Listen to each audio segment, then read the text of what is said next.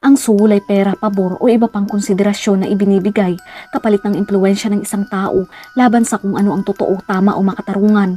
Malinaw sa Biblia na ang pagbibigay o pagtanggap ng suhol ay masama.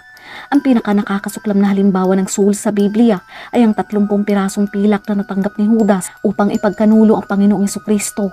Ang resulta ng pagtataksil ni Judas, ang Panginoong Hesukristo ay dinakip at ipinako sa krus. Sa kalaunan, kahit si Judas ay napagtanto na ang kanyang pagtanggap ng suling masama, ngunit nang subukan niyang ibalik ang pera sa mga punong saserdote at matatanda, tinanggihan nila ito at tinawag na salapi ng dugo.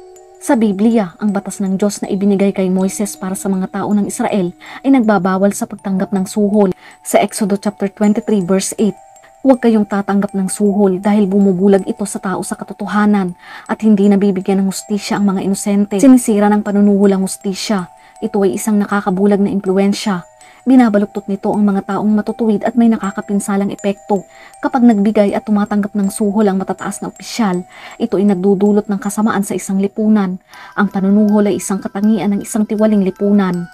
Sa Deuteronomio chapter 16 verse 19, huwag mong baluktutin ang hustisya. Huwag kang magtatangi at huwag kang tatanggap ng suhol sapagkat ang suhol ay bumubulag sa mga mata ng matatalino at nagpapahamak sa mga taong matutuwid.